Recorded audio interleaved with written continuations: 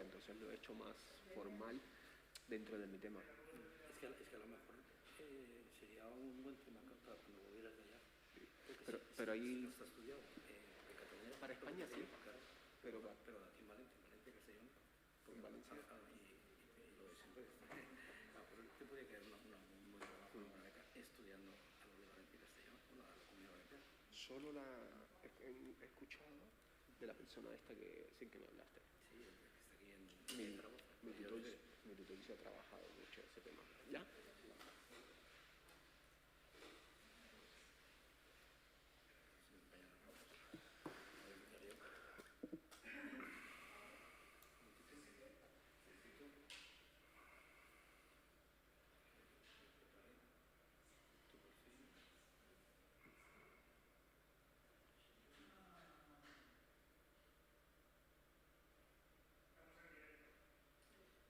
Un momentito.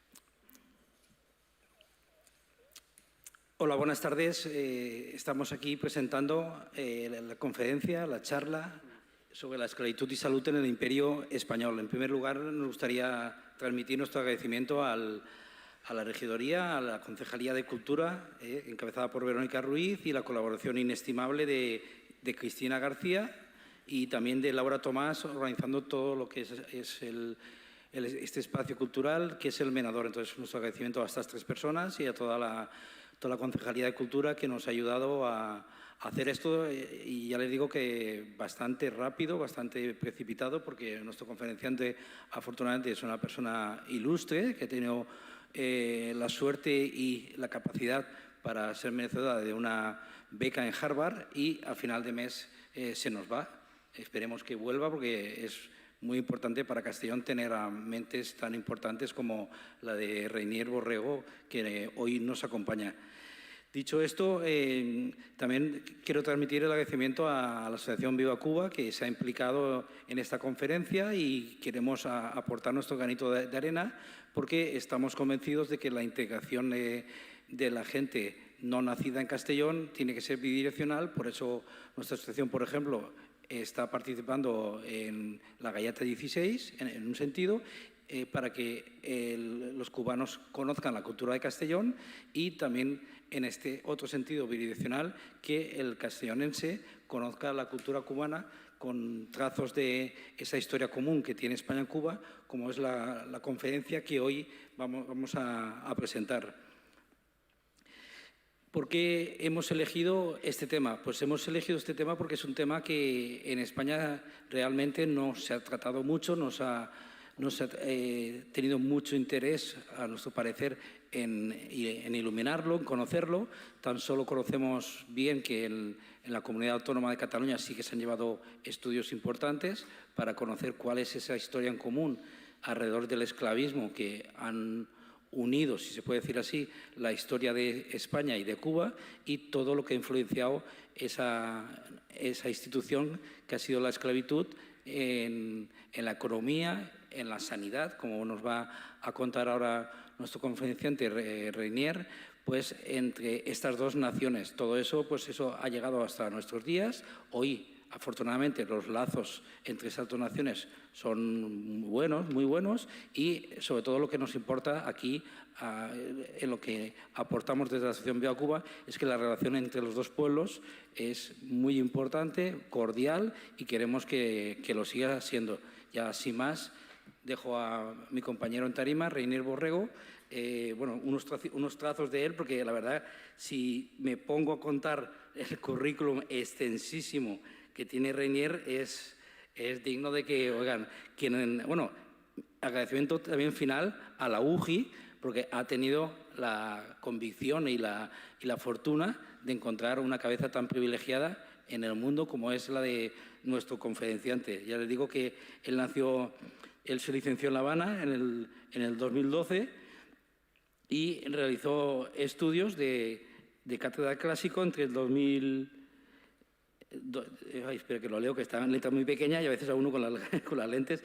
Hizo un máster en estudios interdisciplinarios entre América Latina, Caribe y Cuba. Eso fue en el 2014. Es doctor en Historia y Estudios Contemporáneos por la Universidad Jaume I en el 2019. Investigador del Instituto Cubano de Investigación Cultural Juan Marinello entre el 2012 y 2019. Y es integrante del grupo I+D de Historia Social Comparada de la Unidad Asociada del CSIC de la Universidad Jaume I.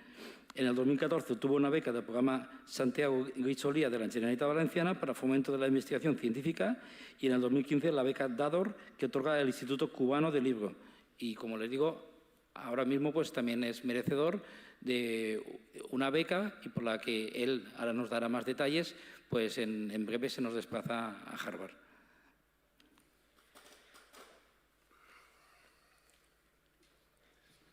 Bueno, quiero agradecer primeramente a Eduardo por la invitación a este evento. De los elogios que me ha dado, más que un breve currículum, que en realidad es mucho más breve de lo que él puede suponer, pero bueno, de los elogios creo que merezco la mitad, pero si son para seguir trabajando y esforzándonos además en un campo de investigación que creo que es muy interesante. Es cierto que se está investigando bastante sobre el tema, o se ha investigado y se está investigando bastante sobre el tema de la esclavitud africana, la esclavitud atlántica en España, pero no hay esa divulgación en los medios de comunicación. Hay importantes grupos de investigación en España sobre el tema, hay proyectos muy buenos, algunos de ellos en vigor, como uno que dirige la profesora Consuelo Naranjo en el CSIC, donde se están haciendo contribuciones muy importantes a la divulgación del tema, que no sea solo algo académico. La UJI tiene también un grupo importante de investigación sobre este tema, al cual pertenezco, que fue reconocido con una cátedra UNESCO sobre esclavitud y afrodescendencia, que coordina el profesor José Antonio Piqueras, y hay otros grupos en Barcelona, en Sevilla, que están haciendo aportaciones muy importantes a este tema, pero desgraciadamente no, en este tipo de encuentros, en este tipo de charlas, no siempre se divulga este pasado compartido entre España y América, y en el caso concreto que nos reúne con Cuba, y que tiene un montón de implicaciones. En la conferencia o en la charla que voy a dar hoy, vamos a trabajar fundamentalmente aquellos aspectos que están relacionados con la salud de la población esclavizada y sus descendientes, pero sí creo que es un tema pertinente y que vale la pena reunirnos esta tarde para hablar un poco sobre ello. También quiero manifestar mi agradecimiento a Laura. Laura, de hecho, cuando estuvimos intercambiando información para coordinar la actividad, que se ha hecho en un periodo bastante breve, resulta que nos conocíamos porque ella cursó el máster en estudios contemporáneos que dirige el profesor José Antonio Piquera en la UJI, y hay un grupo de otros estudiantes que también forman parte de la relación, no tan personal, pero sí de conocimiento que tenemos. Entonces quiero agradecer a Laura, a la Consejería de Cultura del Ayuntamiento por coordinar este evento, a la Asociación Cultural Viva Cuba. Creo que es importante que este tipo de eventos se hagan, que Edu me hablaba acerca de desmontar un poco la imagen que tenemos de los cubanos, que a veces es muy folclórica y se reduce a la salsa, a una serie de aspectos culturales que nos dignifican, no hay que hacer rechazo de ello, pero que también tenemos otra serie de contribuciones que hay que destacar y que la asociación, con un evento como esto, pone en valor. No soy el único cubano que está ahora en la UJI, hay muchos cubanos en diferentes grupos de investigación y estaría bien que pudiéramos realizar ciclos de conferencias sobre diversos temas. El tema que nos ocupa es, por sus dimensiones geográficas, de contenido y de tiempo histórico, es bastante extenso. Podríamos pasar el tiempo que vamos a estar aquí, no sé, 50, 60 minutos, que es el periodo más o menos que tenemos concebido, hablando de muchísimas cosas. Para un gran número de ellas no considero que esté cualificado. Pero la idea de proponer un tema así de amplio es precisamente porque nos permite hacer una serie de reflexiones sobre aspectos muy diversos. Para yo un poco ceñirme al tiempo que tenemos delimitado, me he preparado un texto creo que sí que podrá leerse en su totalidad dentro de la presentación, y luego tenemos unas diapositivas que irán apoyando ese texto. Al final podremos intercambiar, hacer algunas preguntas, inquietudes, lo que vosotros consideréis, y creo que se está transmitiendo también online y que hay una persona gestionando un chat, por lo tanto las personas que nos estén siguiendo en línea también podrán realizar sus comentarios o sus preguntas. Dicho esto, pues voy a empezar con la lectura del texto. El texto está construido fundamentalmente sobre aspectos teóricos y otros que tienen que ver con resultados puntuales de las investigaciones que se han hecho o contribuciones más contemporáneas, algunas en las cuales yo he podido dejar resultados con algunas publicaciones. Al ser un público bastante diverso, seguramente en línea y quedará constancia después cuando esté el vídeo, nos seguirán académicos, personas que no solamente que no han podido estar aquí, pero que están interesadas en el tema. Entonces, me ha resultado un poco difícil ver de qué manera comunicas un tema como este, que ya he dicho es amplio, y que pueda ser accesible a un público que es diverso, personas que se mueven dentro del mundo académico, investigadores, historiadores y personas que no necesariamente vienen de ese mundo, pero que igual están interesados, como algunos de los que estamos reunidos aquí. Sin más, bueno, entonces paso a leer la ponencia que tengo preparada. Hace unos pocos años, los medios de comunicación del planeta hacían titulares sobre la expansión de una de las más devastadoras epidemias de los últimos años. Luego de cobrar el 6 de diciembre de 2013 su primera víctima en la aldea Meliandú, ubicada al sur de Guinea, el virus del ébola salió del bosque, se propagó a otras poblaciones del occidente africano, cruzó el Atlántico y llegó a Europa. La muerte de Emil, un niño de 2 años identificado como el paciente cero, fue seguida de la de su madre, su hermana y su abuela. La rápida expansión de un virus cuya tasa de letalidad podía ser del 90% hizo saltar las alarmas en todas las regiones del planeta. El pánico no solo sobrevino por la posibilidad real del contagio cuerpo a cuerpo. Entre las preocupaciones consideradas por la doctora Margaret Chan, entonces directora general de la OMS, destacaba las afectaciones directas a una economía globalizada. Por ejemplo, la entrada del virus en Port Harcourt, Nigeria, uno de los mayores centros petroleros de África y proveedor de gas natural del mundo, preocupó a países ubicados a miles de kilómetros de esa zona de contagio, pero dependientes de la energía que allí se extrae. De igual modo, la preocupación se extendió al sector agrícola, entre otras razones porque en África Occidental se cultiva el 48% del cacao que se consume en todo el mundo, y la escasez de mano de obra podía ocasionar pérdidas en la cosecha de ese preciado alimento. Igual de preocupante era la factura que la epidemia podía cobrar a otros sectores económicos integrados mundialmente. Durante algún tiempo, el ébola se instaló en el centro de las conversaciones en Wall Street y el miedo de las multinacionales provocó el aislamiento económico de la región africana, donde se detuvieron importantes inversiones. Como sucede con las grandes epidemias y el periodismo frugal, sobrevino un proceso de desaceleración del brote y los medios disminuyeron la cobertura a un hecho que dejaba de ser espectacular, al menos para los residentes fuera de África. La voluntad política de muchos líderes terminaba en sus fronteras nacionales y la efectividad de los sistemas de enfrentamiento a la enfermedad fueron evaluados esencialmente por su capacidad para bloquear la entrada del agente patógeno.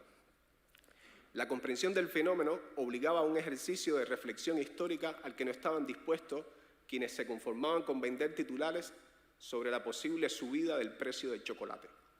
Según registros oficiales de la OMS, que en marzo de 2016 declaró el fin de la emergencia de salud pública internacional, en apenas 2 años, la epidemia de ébola terminó con la vida de más de 11.000 personas, la gran mayoría de ellos ciudadanos de Guinea-Conakry, Liberia y Sierra Leona. Los informes de diferentes organismos internacionales involucrados en la emergencia sanitaria reconocieron las dificultades habidas para controlar la enfermedad en una región sin la adecuada infraestructura de salud pública. Guinea-Conakry, Liberia y Sierra Leona figuran entre los países más pobres del planeta según los datos del Índice de Pobreza Multidimensional, empleado por el Programa de las Naciones Unidas para el Desarrollo. En efecto, Los agentes patógenos se aprovechan fundamentalmente de los sistemas de salud deficientes, desbordándolos hasta convertirse en una amenaza mundial. Pero si las lecciones de la epidemia de ébola para la salud global no fueron suficientes, unos pocos años después, el coronavirus y sus múltiples variantes nos han recordado la fragilidad de una civilización atrapada en un marco de desigualdades persistentes, un sistema de relaciones y dependencias que no podemos explicar sin el desarrollo de los imperios modernos y la globalización. Hace unas décadas, el historiador y político guyanés Walter Rodney, en un significativo esfuerzo intelectual por comprender las sociedades africanas contemporáneas, publicó su influyente trabajo Cómo Europa subdesarrolló África. Rodney prestó particular interés a la trata de esclavos que durante siglos desarrollaron compañías europeas con la anuencia de los poderes imperiales. La extracción de millones de africanos durante la trata transatlántica constituye uno de los elementos más importantes de cuantos han actuado en los últimos siglos contra el desarrollo socioeconómico de esa región. Aunque no faltan autores que cuestionan dicha tesis, entre ellos el historiador británico John Donnelly Fahey, que tildó a Walter Rodney de cierto romanticismo nacionalista, no es posible explicar el pobre desempeño de las economías africanas sin integrar al análisis los efectos debilitantes sobre la región del comercio atlántico de esclavos y el colonialismo. Por otro lado, como ha señalado una línea de análisis que va de Marx a los estudios contemporáneos sobre el tema, hay que tener en cuenta la contribución de la esclavitud atlántica al desarrollo del capitalismo europeo. En el caso de España, existen varias publicaciones sobre la rentabilidad económica de la trata y su contribución a la acumulación de capitales en la sociedad española, entre las cuales me gustaría destacar las contribuciones de los profesores Luis Alonso Álvarez, José Antonio Piqueras y Martín Rodrigo. De modo que cuando hablamos de la esclavitud atlántica, hablamos de un problema con múltiples dimensiones y con un legado persistente. No es un debate estrictamente académico o historiográfico. Es también un problema social y político. No podemos comprender y transformar el racismo estructural que con mayor o menor intensidad afecta a las sociedades contemporáneas, desconociendo el legado de la esclavitud atlántica en la cultura occidental. Al menos 3 de los objetivos de desarrollo sostenible de la Agenda 2030 guardan relación directa con este fenómeno. 1, el fin de la pobreza. 3, salud y bienestar. 10, reducción de las desigualdades. De modo que no es solo un debate sobre lugares y políticas de memoria. No se trata solo de retirar estatuas y vengar cierto pasado. Es fundamentalmente una historia viva. Y este es precisamente uno de los aspectos a destacar en las investigaciones contemporáneas sobre la esclavitud atlántica, el reconocimiento de sus efectos negativos a largo plazo. Digo esto porque hay una visión negativa de la esclavitud que es consustancial a su desarrollo, y hay discursos y políticas contra la esclavitud atlántica desde bien temprano. Pero, como es razonable esperar, no hay en las corrientes abolicionistas una proyección del sistema, un reconocimiento de sus efectos a largo plazo. De ahí la pertinencia del tema que nos reúne en esta sala y esta introducción un poco extensa. Desde mediados del siglo XX, la esclavitud atlántica y sus efectos en la salud de la población sometida han configurado un campo historiográfico de particular interés. Esto es evidente en un incremento de las publicaciones científicas y en la madurez metodológica que caracteriza una corriente que ha evolucionado de una historia más económica y política, donde los indicadores de salud tienen una función secundaria, a una historia social e incluso cultural de la enfermedad y la muerte.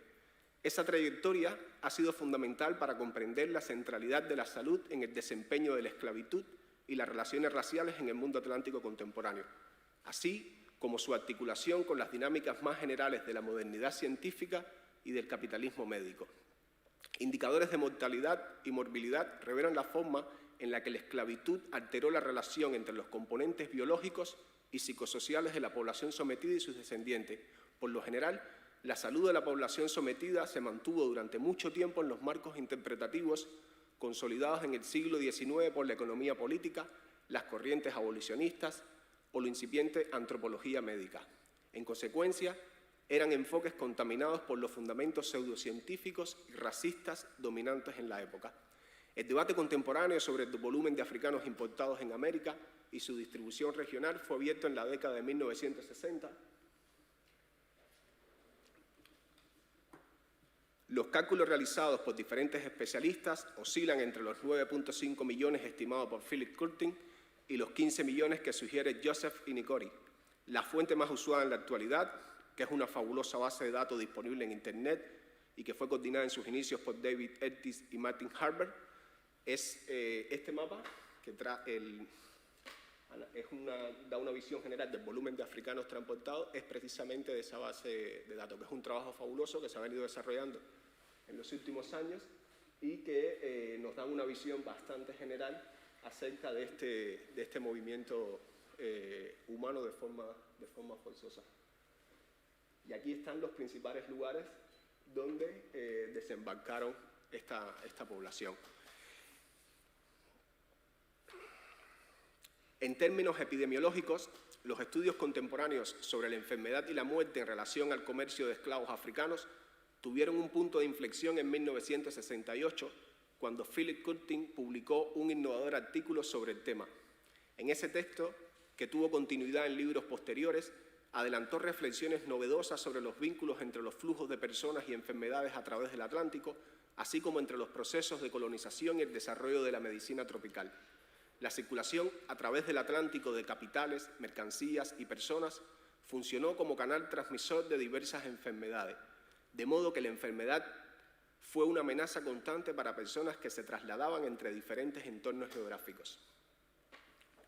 Este otro mapa, que es de 1856, da una visión general de las diferentes enfermedades que predominaban entonces en la época. Y aquí en la zona del Caribe, no se lee muy bien desde ahí, pero destacan la disentería y la fiebre amarilla como enfermedades. Y luego tiene todo un panorama acerca de las enfermedades.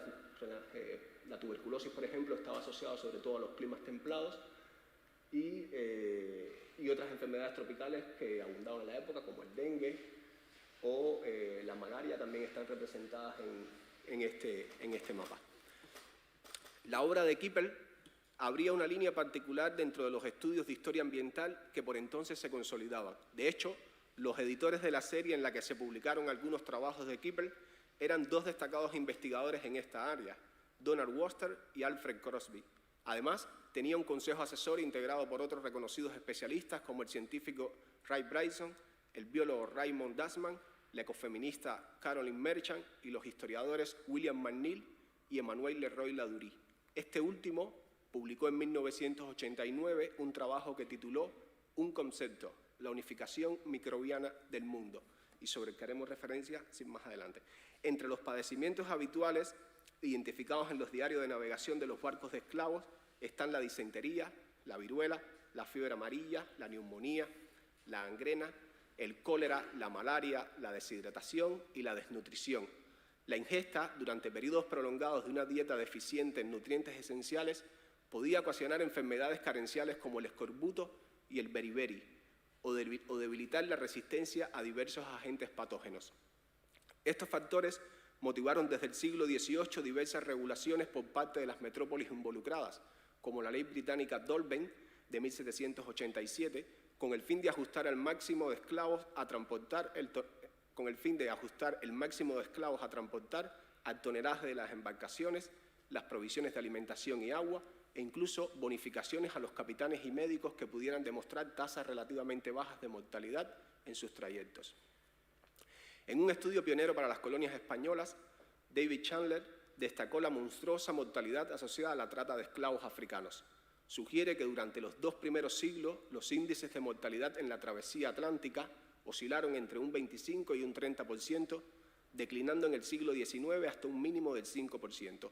Un trabajo posterior de Linda Nilsson y Susan Minchin fijan una cifra más moderada, desde la Alta Guinea hasta Cartagena a principios del siglo XVII, entre un 10 y un 15%. Para el conjunto de la trata española se ha estimado en 19% la tasa de mortalidad durante la travesía desde el siglo XVIII, cifra que es entre un 4 y un 7% superior a la acreditada entonces para las embarcaciones con destinos a las colonias británicas y francesas del Caribe. Hay que tener en cuenta que los registros de mortalidad que disponemos son, en gran medida, el resultado de la documentación generada para embarcaciones que pudieron completar el pasaje entre África y América. Por tanto, no integra un gran número de casos en los que el naufragio, por diversas razones, determinó eventos de mortalidad muy superiores a la media conocida. La documentación correspondiente a 44 embarcaciones enjuiciadas entre 1824 y 1841 por la Comisión Mixta establecida en La Habana revela que la tasa de mortalidad de los africanos esclavizados, registrada entre la fecha de salida de la embarcación en África Occidental y la fecha de sentencia por ese organismo, promedió un 14%. En algunas embarcaciones, la mortalidad superó ampliamente esa cifra. Por ejemplo, en los navíos nombrados Midas, Intrépido, Diligencia y Marte, reportaron una sobremortalidad del 63, el 61, el 55 y el 46% de la población embarcada en África, respectivamente. Las causas más comunes del fallecimiento incluían la disentería, la viruela, el cólera, la deshidratación, la desnutrición y la malaria. La medida por excelencia para evitar la expansión de una enfermedad fueron las cuarentenas. En el Nuevo Mundo, la primera cuarentena parece haber sido establecida en Santo Domingo en 1519, cuando la viruela, recién introducida, comenzó a diezmar a los habitantes de la isla. En Martinica, un decreto de 1686 ordenó que los buques negreros procedentes de lugares sospechosos anclaran bien lejos, sin que nadie dejara la embarcación sin el consentimiento del médico y los principales cirujanos. Medidas similares se adoptaron con regularidad en toda la geografía atlántica. Digno de estudio es toda la tecnología de limpieza naval desplegada por las diferentes potencias para la desinfección de los barcos. Con el desarrollo de la química desde finales del siglo XVIII, diversas sustancias con propiedades antisépticas fueron utilizadas, destacando el azufre y posteriormente el cloro. Por otro lado, los estudios sobre la mortalidad asociada al comercio atlántico de esclavos nos han permitido entender la circulación interoceánica de diversas enfermedades. Por ejemplo, estudios de las últimas décadas nos han permitido conocer la circulación de la dracunculiasis o lombriz de Guinea, que fue importada de la costa oeste de África, Guyana, Brasil y las Indias occidentales. A mediados del siglo XIX, la transmisión local de la enfermedad era un hecho en diferentes regiones del Caribe y Suramérica. Otros estudios relacionan el comercio de esclavos con la circulación a través del Atlántico del virus de la hepatitis B, la bacteria Treponema pallidum, que causa el PIAN, una enfermedad que es parecida a la sífilis, o la bacteria Shigella dysenteriae, responsable de la disentería. Esta última pudo extenderse a través del comercio de esclavos y operaciones militares desde Europa al resto del mundo, transformándose en un importante problema de salud pública en los trópicos americanos y en el Caribe. Este enfoque sobre la circulación de agentes patógenos enriquece considerablemente la investigación sobre la esclavitud atlántica. Pasamos de registrar las enfermedades a explicar las condiciones que las hacían posible, así como las redes de conocimientos científicos que en consecuencia los contemporáneos articularon. De acuerdo con este principio, la movilidad humana es un factor epidemiológico de primer orden para los servicios médicos de las diferentes regiones involucradas en el comercio de esclavos. Al conectar vastos imperios coloniales con gran circulación a través de ellos, diferentes agentes patógenos pudieron expandirse con facilidad, determinando riesgos epidemiológicos compartidos. De hecho, la dinámica de la esclavitud atlántica no solo facilitó la circulación de enfermedades mediante la movilidad humana, sino también mediante la transformación ecológica necesaria para el desarrollo de sistemas coloniales sostenidos en gran medida por el auge de plantaciones esclavistas y las actividades económicas afines. Esto nos lleva a una conclusión importante. La progresiva abolición del tráfico de esclavos eliminó un secular conducto de transmisión directa de enfermedades entre África y América. Esto determinó una menor incidencia de enfermedades como la tripanosomiasis africana o la conocida enfermedad del sueño, entre otras, para que las condiciones locales en este lado del océano, o sea, del otro lado del océano, porque estamos ubicados geográficamente ahora en Europa, eran menos favorables, mientras otras enfermedades, como la filariasis linfática o la malaria, lograron independizarse de este comercio y mantuvieron su azote en las plantaciones esclavistas de América al conseguir condiciones medioambientales y sociodemográficas propicias para su desarrollo, llegando incluso a periodos de alarmante mortalidad. Esto no siempre fue comprendido o asumido por los contemporáneos. interesados en derivar hacia el tráfico de esclavos el origen de no poco de los problemas de salud que amenazaban la rutina de la plantación esclavista. Si bien es cierto que un porcentaje de la mortalidad esclava en las plantaciones, sobre todo en los primeros meses, estuvo determinado por condiciones previas asociadas a las condiciones de la trata, la plantación esclavista constituyó en sí misma un sistema patógeno que puso en riesgo permanente la vida de la población sometida.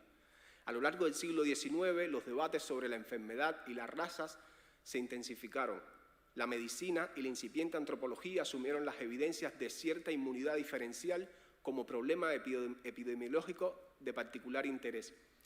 El naturalista francés Jean-Louis Armand argumentó que cada raza tenía sus características patológicas, de la misma forma que presentaban rasgos externos o anatómicos particulares.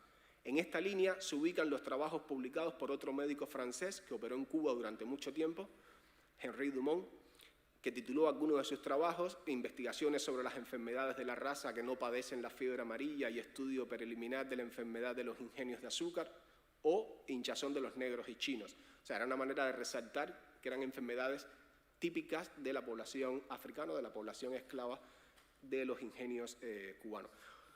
O su más conocida, Antropología y patología comparada de los negros esclavos.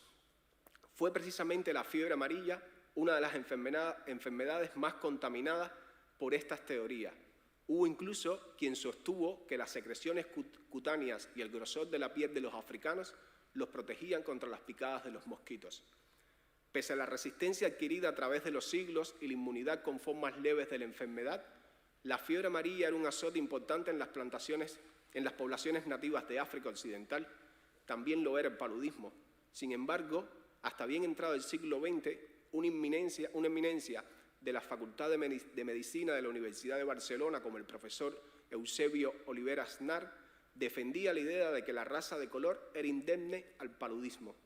Su discurso de apertura al curso académico 1928-1929 se tituló precisamente Las razas y las enfermedades. Planteamientos similares de inmunidad diferencial fueron asociados a otras enfermedades. A principios del siglo XX, algunos autores se apresuraban a divulgar que las enfermedades tropicales en conjunto habían dejado de desempeñar su antiguo papel mortífero y que en esas regiones la gente moría más o menos de las mismas dolencias que en las regiones de climas templados. Entonces, la integración epidemiológica del espacio atlántico era un proceso avanzado y dibujaba un escenario muy diferente al de principios del siglo XVI. Si bien el paludismo, el dengue, la peste, la lepra o la fiebre amarilla prevalecían en los países de clima cálido, habían dejado de ser en el sentido más estricto enfermedades tropicales, mientras que muchas de las supuestas enfermedades de las zonas templadas, como la tuberculosis, la neumonía, la influencia, la fiebre tifoidea, las cardiopatías o el cáncer, ganaban terrenos en los registros de mortalidad de los trópicos. Todo este proceso es fundamental para comprender cómo la esclavitud atlántica fue un constructo esencial en el desarrollo de la medicina occidental. La exploración y conquista de África, con el objetivo de extraer fuerza de trabajo destinada a los imperios coloniales, puso a los europeos ante riesgos epidemiológicos que dinamizaron la circulación de conocimientos y políticas de salud. En este sentido, la compleja y extensa red de funciones y saberes articulada en torno a la trata sigue siendo un ámbito de investigación con grandes posibilidades. Por ejemplo, existe documentación muy valiosa sobre conflictos entre las diferentes metrópolis y colonias por la formación y competencia de los médicos que ejercían en sus territorios. También por la forma de enfrentar los eventos epidémicos que amenazaban sus fronteras. Todavía hoy tenemos discusiones acerca de las medidas más convenientes en caso de pandemias. Son debates que también existían en la época. Asimismo, la transformación sociodemográfica asociada al auge de la plantación esclavista es fundamental para comprender la naturaleza de los cambios en la alimentación y las condiciones de salud que determinaron la incidencia de enfermedades como la malaria, el cólera y el beriberi en la región, entre otras importantes causas de mortalidad registradas. En su desarrollo, estos espacios abrieron la investigación médica y los debates correspondientes a problemas más allá de las principales ciudades. La preocupación sobre la salud de la población esclavizada varió en función de los contextos históricos existentes en cada región, pero, en cualquier caso, no fue suficiente para garantizar indicadores de mortalidad sostenidos homologables a los registrados para las poblaciones libres de la época. En términos generales, la desventaja es más acentuada respecto a la población blanca y más cuestionable en el entorno de avances médicos científicos asociados a la revolución industrial. En consecuencia, la epidemiología histórica vinculada a la esclavitud atlántica ha sentado las bases para debates más profundos sobre afrodescendencia y salud en América.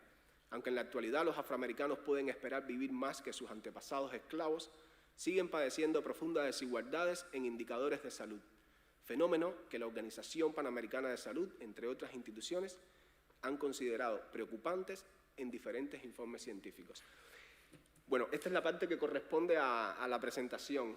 Llevo 28 minutos con más o menos hablado. Es un tiempo bastante ajustado a lo que tenía previsto. Es una exposición, ha sido una exposición un tanto teórica, conceptual, para hablar acerca de fenómenos como la circulación de enfermedades en el espacio atlántico y cómo la forma de entender las enfermedades de esclavos han ido variando en las últimas décadas con los estudios que se han hecho. Básicamente yo quiero destacar el hecho de que se pasó de hablar de enfermedades de esclavos a la circulación de enfermedades y cómo hay un proceso de integración. Emmanuel Leroy-Ladurie, un historiador francés, hablaba de integración, unificación microbiana, y cómo este proceso, que lo vivimos en la actualidad con esta experiencia única que tenemos como civilización de enfrentar una pandemia global, otras poblaciones en otros momentos históricos enfrentaron problemas como este y tuvieron preocupaciones.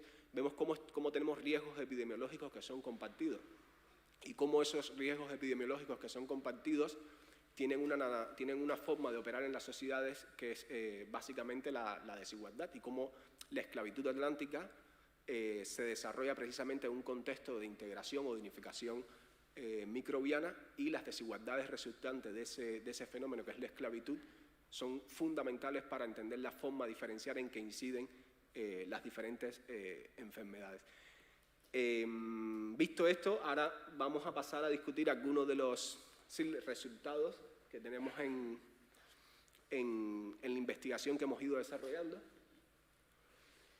Esto, por ejemplo, es a través de una herramienta que hay en Internet, se llama Google Ngram. Puse, por ejemplo, algunas de las enfermedades más importantes de entre 1600 y 1900. Eso es una herramienta que registra la cantidad de veces que esas palabras están en los libros digitalizados por Google, que son un montón. O sea, hay cientos de miles de libros digitalizados, libros muchos de ellos que son de medicina, y cuando tú a través de esta herramienta pones enfermedades, puedes poner un autor de una novela, puedes poner una palabra cualquiera, o sea, puedes hacer una búsqueda.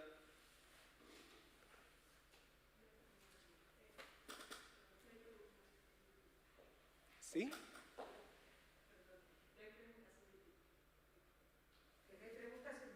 Ah, vale. Ah, ya, vale, ahora entendí. Que no hay preguntas en YouTube. Bien, estas herramientas las puedes utilizar para buscar cualquier tipo de cuestión o de palabra que te interese. Yo lo he utilizado para ver cómo se habían registrado, cómo están registradas estas palabras en publicaciones en Google, y como vemos, a partir de la década de 1740, realmente hay un enjambre de publicaciones en torno a estas enfermedades, lo que demuestra las preocupaciones fundamentales que tenían en términos epidemiológicos las poblaciones de aquella época. Es la época además en la que la esclavitud atlántica se consolida en Cuba, finales del siglo XVIII, principios del XIX. Vemos cómo, con diferencia, el cólera es la enfermedad a lo largo del siglo XIX que más preocupación, si entendemos por preocupación la cantidad de bibliografía y publicaciones que se generaron en esa época, que es una cuestión discutible, pero que bueno, podría ser un indicador de qué interesaba, como dentro de 50 años empezamos a buscar coronavirus. Si tú haces una búsqueda por coronavirus, hasta finales del siglo XIX, que existía ya la palabra, hasta finales del siglo XX no existían casi publicaciones, muy pocas, y sin embargo se han disparado ahora en estos últimos años. Pues ese tipo de búsqueda es la que podemos hacer. Aparecen otra serie de enfermedades, tisis más tuberculosis también es una causa importante, pero que despunta sobre todo a finales del siglo XIX. Aquí lo vemos, a finales del siglo XIX empieza, ¿sí?, a elevarse el interés por la tuberculosis. Y las fiebres, por ejemplo, esta curva en azul aquí, se refieren a las fiebres, que era como se conocían muchas de las enfermedades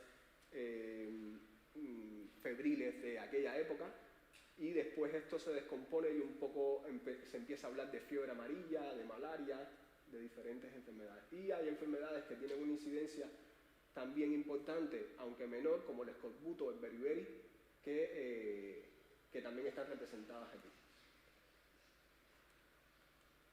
Esto es las representaciones sobre el banco de esclavos son diversas. Hay bastantes publicaciones o dibujos y representaciones de lo que eran los barcos de esclavos.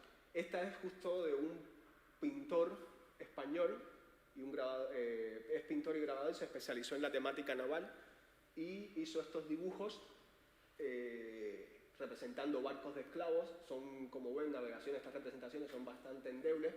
Se llegaron a utilizar, el barco de esclavos evolucionó también con el tiempo, llegando incluso a utilizarse a finales de la trata transatlántica embarcaciones de vapor, pero en los primeros siglos eran más endebles. Y esta es la representación que hace justo este pintor valenciano sobre un barco de esclavos. Estas son cuestiones que he explicado un poco en la lectura, un marco teórico para entender los problemas de salud y de mortalidad.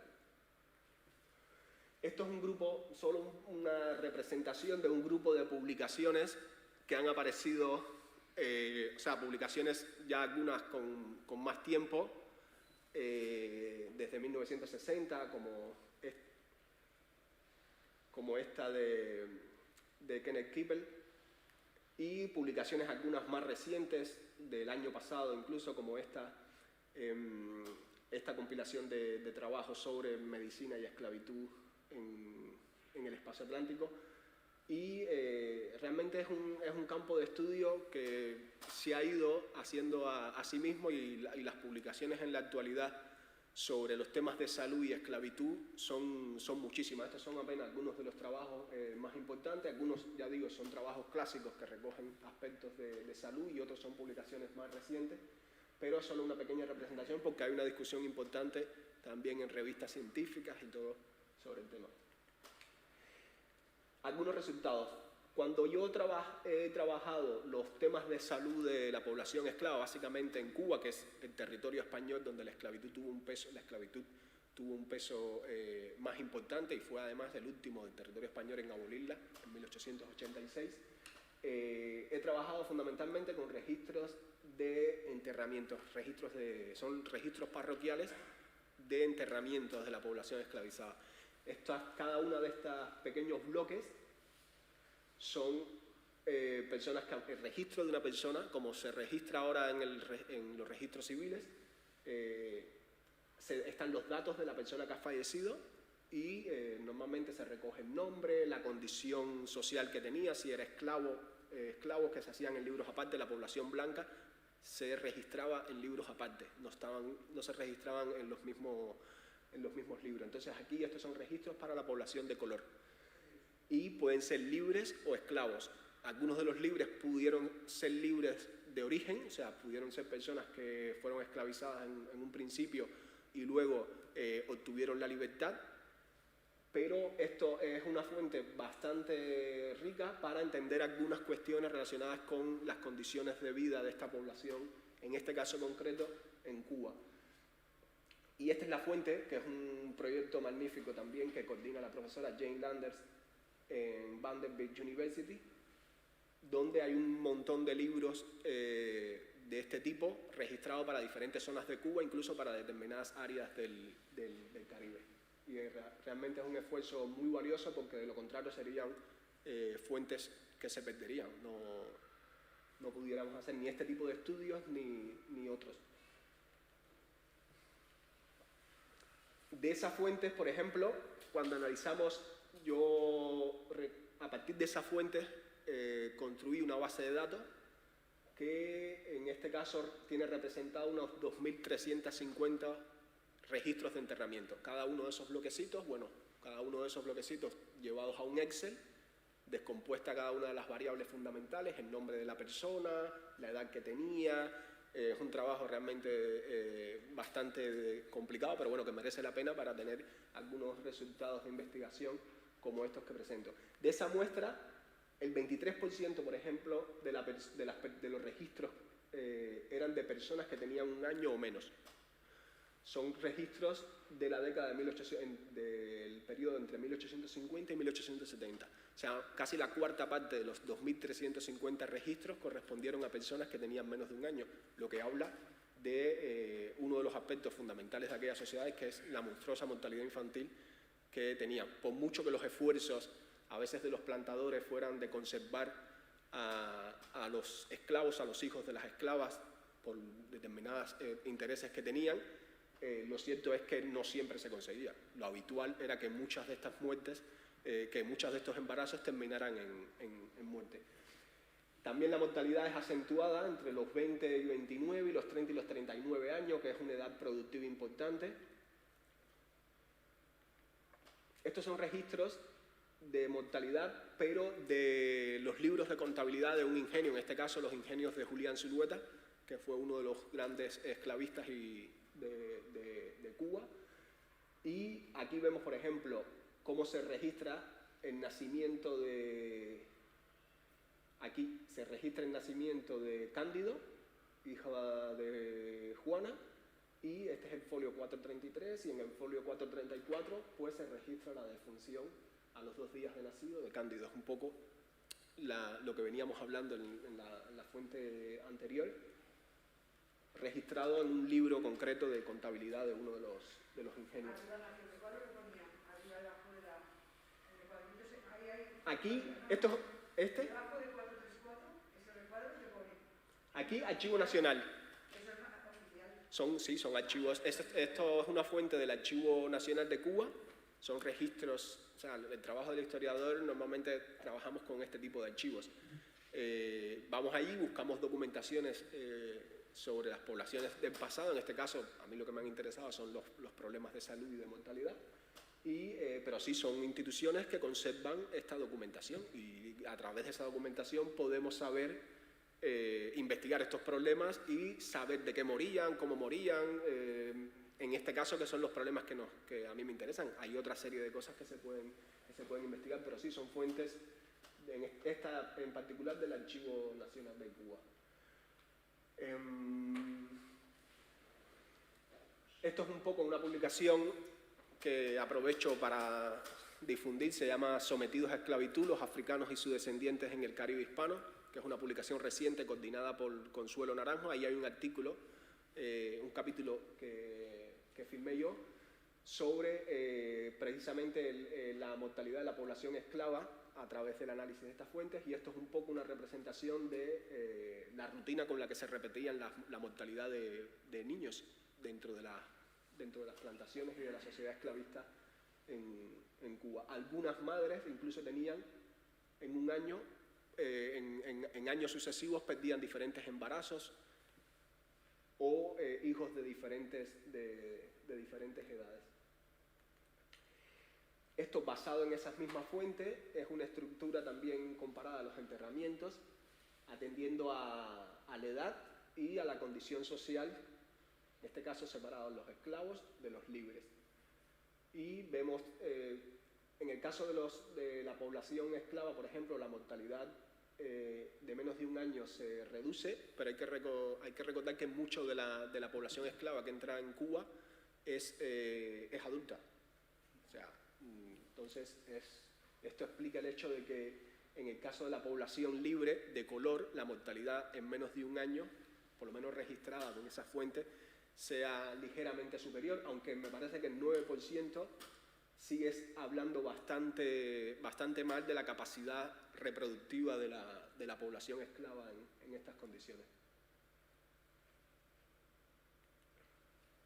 Esta es una división por las diferentes etnias que fueron introducidas en Cuba, y están descompuestos esos datos por sexo, y estas son las edades promedio de los enterramientos.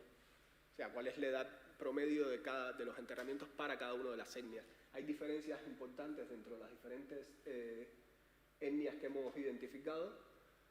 La edad se eleva nuevamente por el hecho de que mucha de la población africana que se introduce es una población adulta, es una población a la cual además muchas veces se le asigna una edad en los puertos de desembarques en América. Entonces la edad muchas veces también está manejada en función de los intereses de los plantadores, y casi siempre buscan, es una conjetura, pero me parece que sería para ellos mucho más conveniente dar una edad a la alta que a la baja para la población que se introduce. Es un dato que normalmente no se conoce. De hecho, hay muchas veces se pone como de X años de edad, porque no manejan es una cifra exacta. Pero en cualquier caso, la edad se eleva respecto a la población esclava que nace en Cuba, precisamente porque muchos de estas etnias son introducidas desde África, y son poblaciones adultas. Hay un dato que me pareció interesante manejar a través de estos registros. Es un dato demográfico que no suele utilizarse mucho, al menos en las lecturas que yo he hecho, y es la proporción que hay de viudas sobre población casada. O sea, si entendemos que una viuda es en esta sociedad fundamentalmente, o una viuda o un viudo, es el resultado de la muerte del cónyuge, teniendo en cuenta que no te separabas normalmente. Entonces, bueno, la viuda es esto, es la muerte del cónyuge, pero muchas veces es el resultado de la muerte de una persona de la misma condición o del mismo marcador racial. Entonces, vemos, por ejemplo, cómo en la población esclava la proporción de viudos sobre casados es altísima respecto a la población libre de color y la población blanca. Esto a mí me hace pensar básicamente de que la mortalidad, primero es un indicador de que la mortalidad tuvo un impacto importante en la población esclava, de que una vez disuelto uno de los matrimonios, que eran además realidades difíciles de conseguir en las condiciones de la esclavitud en Cuba, sobre todo en las plantaciones, no es que fueran excepcionales, pero era difícil llegar a realizar un matrimonio entre esclavos. Pero hay un impacto de la mortalidad en esta población que es muy superior a la población libre de color y a los blancos. Y tiene que ver con eso, con la incidencia precisamente de determinados factores en la salud de esta población y la poca probabilidad de que una vez uno de los cónyuges muriera, pudieran realizar un segundo matrimonio. Es un dato demográfico que yo, cuando estuve haciendo la tesis, se me metió en la cabeza, encontré muy poca bibliografía sobre eso. En un censo, por ejemplo, de Cuba de 1919, creo que sí se hablaba de este dato, o sea, pero realmente no se maneja mucho, pero a mí me parece que es un indicador importante de cómo la mortalidad de esta población en Cuba es superior a la de la población libre o a la población blanca, y el impacto que tiene eso en las redes familiares que pudieron articular. Esto es un poco las causas de muerte identificadas en esos registros. Aquí vemos cómo sobresale con diferencia el cólera, precisamente porque los años registrados son años que coinciden además con una pandemia de cólera, una epidemia en la década de 1850, y otra en los años a fines de la década de 1860, que también hubo otra epidemia de cólera. Y bueno, hay otra serie. Perdona, en el anterior te has querido decir que morían más los negros esclavos casados. No, los negros esclavos. Para explicarlo de nuevo, a ver.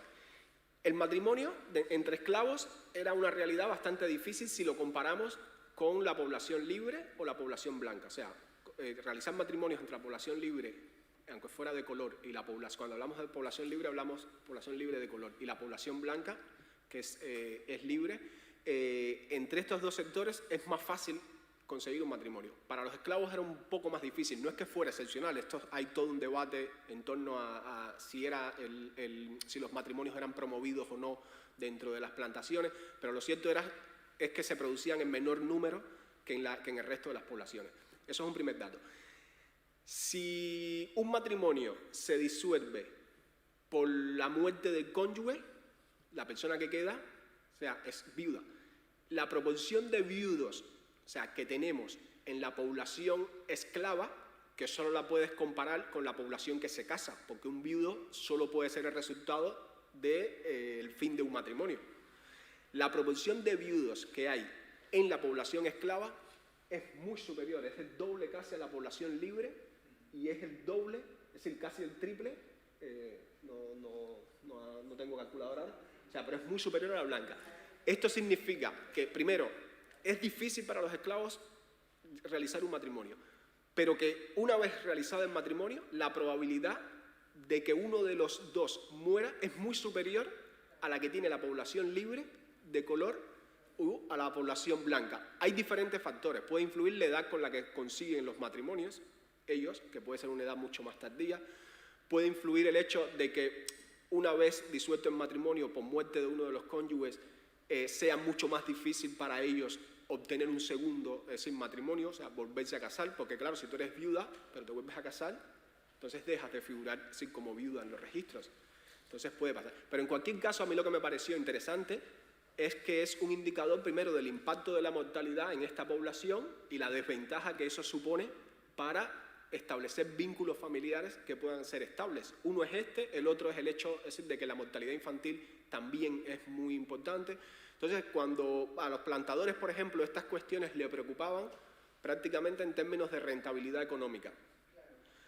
Les interesaba tener criollitos porque eran futuros esclavos, los podían vender, o sea, eran ventajas asociadas al matrimonio, ventajas económicas, de disciplina, es decir, dentro de la dotación, pero para la población esclavizada, que eran personas,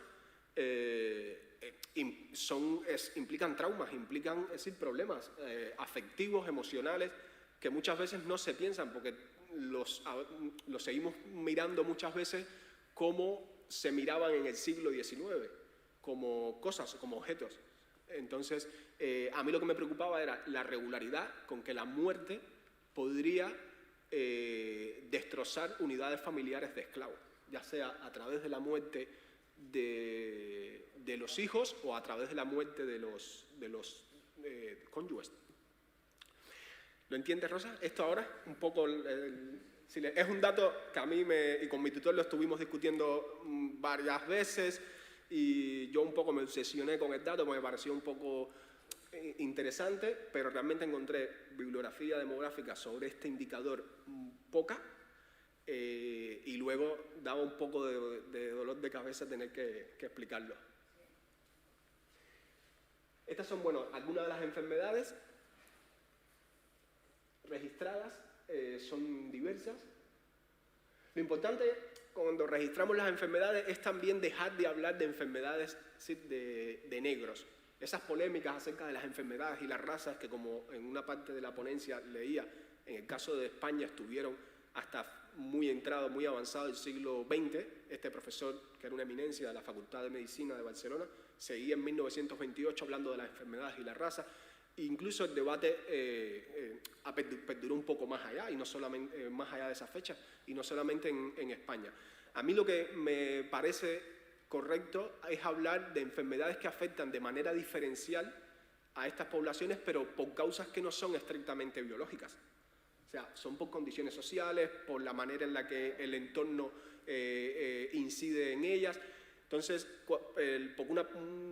durante mucho tiempo se estuvo hablando de eso, enfermedades de negros o enfermedades de esclavos, y lo cierto es que cuando vemos los registros, la gama de enfermedades son muy diversas y son prácticamente iguales a las que pueden afectar a la población blanca, lo que los afectan de otra manera. Incluso la fiebre amarilla, que es el gran mito en términos de epidemiología histórica, de que solo afectaba a la población blanca, es verdad que está muy asociada a las campañas militares, a las migraciones blancas a territorios tropicales, y donde no tenían una inmunidad y por lo tanto la probabilidad de morir de esta enfermedad era mucho mayor para ellos, pero sí afectaba, como el paludismo, sí afectaba a la población de color, lo que los índices de mortalidad dentro de esta población eran menores.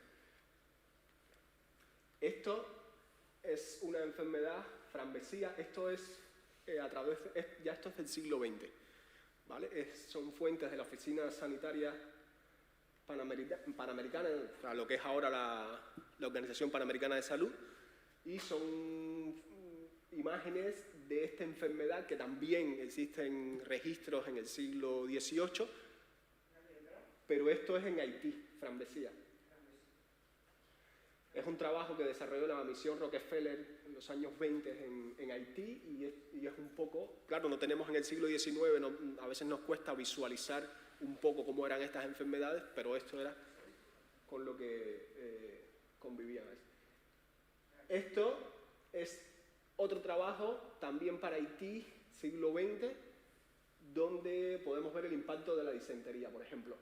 Aquí hay una secuencia donde explican que en el mismo río donde se están bañando una parte de la población, un poco más abajo de ese río, otra persona está cogiendo agua. Y los resultados muchas veces, bueno, son enfermedades como esta, la disentería. Aquí hay una disentería bacilar de 32 días, mira el resultado. Esto es de ese mismo trabajo. Son imágenes realmente impactantes, a mí me parece que son muy ilustrativas de los problemas o los padecimientos que tuvieron, porque además la disentería era muy habitual en Cuba hasta bien entrado el siglo XX, es una de las principales causas de mortalidad, sobre todo de la población infantil. Esto es en una fuente de 1879, es la mortalidad por accidentes del parto en relación al número de nacimientos registrados en Cuba. Es otro de esos datos que a veces son complicados de conseguir para ese periodo histórico. Pero esa fuente me daba causas que estaban relacionadas con el parto, o sea, causas de mortalidad que estaban relacionadas con el parto. Y entonces lo que hice es, con esas causas que sabemos que están directamente relacionadas con procesos de embarazo, parto y posparto,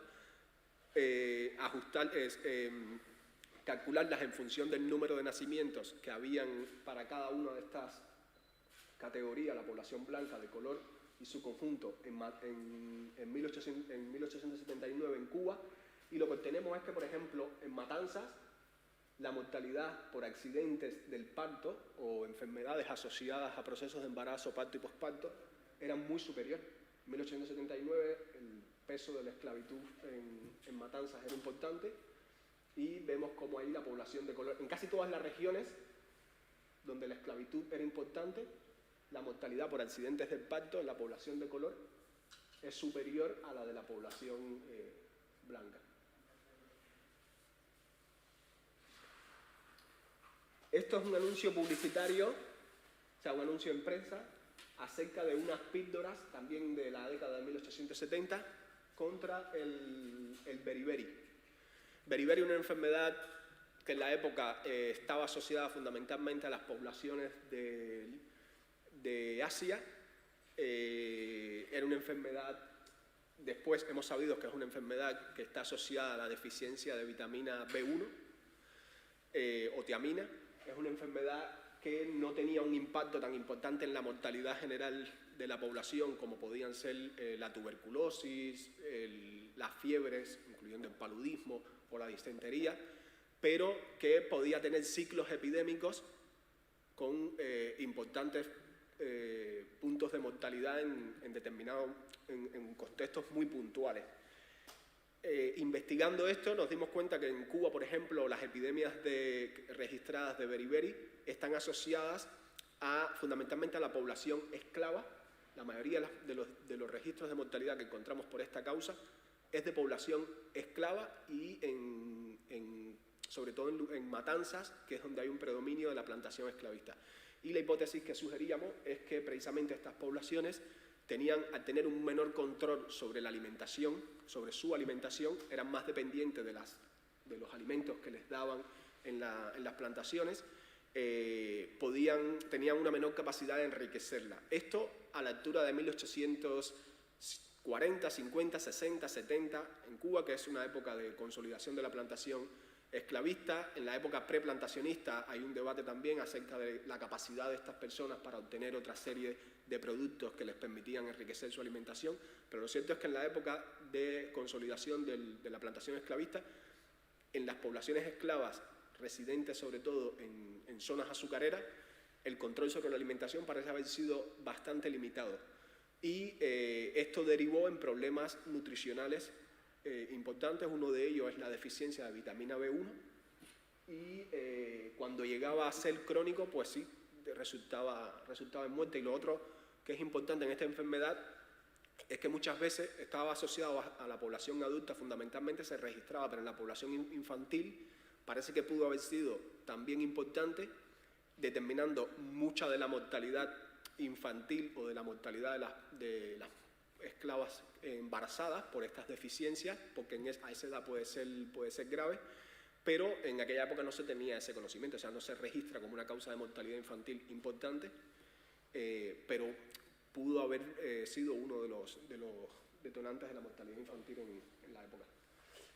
Entonces, aquí vemos, por ejemplo, son las importaciones cubanas de arroz y las exportaciones cubanas de azúcar. ¿Qué pasa? Que en la medida que Cuba se transforma en uno de los centros productores mundiales de azúcar y la plantación azucarera empieza a dominar los espacios que antes estaban asociados a otros cultivos, la alimentación de estas poblaciones empieza a ser más dependiente de los productos de importación.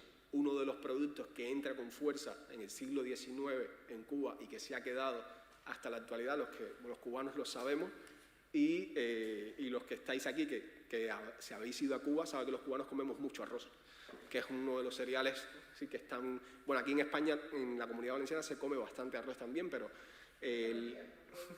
no todos los días, mañana y tarde, sea como nosotros. Entonces, es un arroz pulimentado, o sea, las propiedades nutricionales del arroz están precisamente en la cáscara, que es la parte que se desecha. La manera también de cocer el arroz, que es hirviéndolo, botando el agua, eso hace que al final resulte un alimento pobre desde el punto de vista nutricional, pero que es una fuente de energía fundamental, es un alimento barato, se podía conservar bastante bien y terminó ganando el espacio que tiene en la alimentación en Cuba con las implicaciones que eso tuvo en términos nutricionales. Estos son debates contemporáneos. En aquella época la calidad de la alimentación no era el debate. Como mucho había un debate en torno a la cantidad de la alimentación, pero no la calidad de lo que tú comías. Yo creo que estamos de tiempo. ¿Cómo? Son las 8. Pues creo que podré terminar. ¿Lo ves? Esto es un poco una representación de los alimentos que se daban en los ingenios de Julián Zulueta, que además, al ser uno de los hacendados poderosos en Cuba, creo que el acceso a los recursos que podían haber en la isla en términos de alimentación, de hecho fue alcalde de Matanzas, o sea, creo que una persona con capacidad de gestionar alimentos para sus dotaciones. Y vemos cómo es una alimentación que en mayor medida está compuesta por arroz, tasajo, harina, plátano. Esto, la historiografía, es decir, lo había trabajado, se conocía bastante, a pesar de que había un debate en términos de la cantidad y si podían acceder a otros recursos, hay muchas publicaciones hablan de la monotonía de la alimentación de la población esclava, sobre todo hablando de estos alimentos, pero esto es una fuente diferente que nos permitió corroborar lo que se estaba planteando y hacer de este registro derivaciones en términos ya nutricionales acerca de qué enfermedades pudieron derivar de una alimentación tan monótona como esta. Sobre todo porque no habían complementos vitamínicos ni nada de eso que ahora podemos hacer eso. Sí. Esta es la mortalidad por beriberi, por ejemplo. Igual, lo mismo, donde los ingenios azucareros son más abundantes y el peso de la esclavitud es mayor, pues la mortalidad por beriberi crece. Y aquí es la mortalidad por beriberi, pero atendiendo al tipo de población. Blancos, pocos, sobre todo los chinos, que también tenían una cultura, los chinos que fueron introducidos en Cuba también a partir de 1847, entran en el momento de auge de la plantación y tenían también una tradición asociada, es decir, al consumo de arroz, y que en Cuba parece que mantienen, cuando se registra mortalidad de población blanca, aunque los chinos en algunos censos están incluidos como población de color, pero bueno, cuando se registran como mortalidad por esta causa de la población blanca, casi siempre son chinos o presos de personas que viven en prisiones, también ahí son. O sea que básicamente está asociado a lugares donde la capacidad de gestionar una alimentación alternativa a la que te dan es limitada. Y en zonas donde las plantaciones esclavistas no tienen una importancia notable, como Pinas del Río o Puerto Príncipe, básicamente no hay mortalidad por esta causa. Y bueno, esta es una imagen que se titula Los más viejos, una fotografía de finales del siglo XIX. Y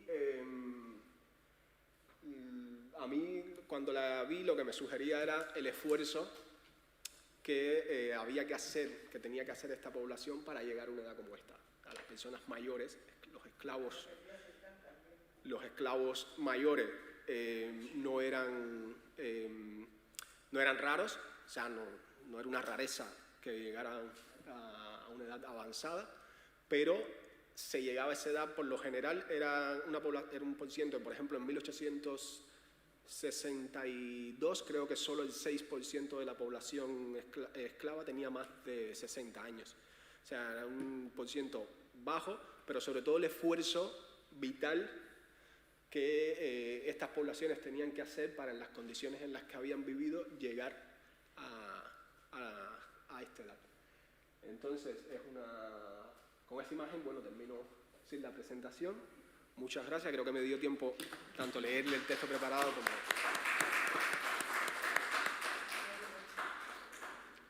Yo, si les he defraudado en algún punto, sobre todo la idea, o sea, estos debates acerca de... Porque Edu me decía, podemos hablar de castellonenses involucrados en el tráfico de esclavos y esto puede ser de interés.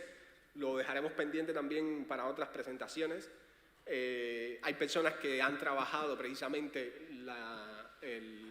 biografías o figuras de España vinculadas al comercio de esclavos y que están mucho más capacitados que yo para hablar de esos temas, y que esto, que ha sido una presentación inicial, se pueda convertir en una especie de ciclo que hagamos con cierta regularidad y donde podamos hablar de ese tipo de cuestiones también, porque yo la propuesta que le hice es, yo si voy y hablo de algo, hablaré un poco de salud, que es lo que yo más he trabajado, y nada. Y lo otro es que, como sé que hay personas que seguramente nos estén siguiendo en línea, lo mismo, intentar una presentación que fuera equilibrada tanto desde el punto de vista conceptual, teórico, como con resultados ya concretos de investigación, y que fuera un poco entretenida. No sé si lo he conseguido, pero ha sido el propósito.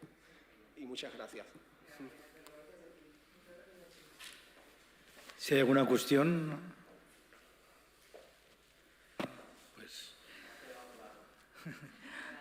pues agradecer y despedirnos de este espacio magnífico que nos ha proporcionado la Concejalía de Cultura, y de nuevo pues agradecerles a ellos, a la Asociación Viva Cuba, ahora aquí representada por nuestra presidenta, Yurisaben Peláez, y de nuevo pues desearles la mejor de las suertes en su nueva andadura a Reinier, que como decíamos en la presentación, pues parte hacia otras tierras, pero esperamos que vuelva a Castellón.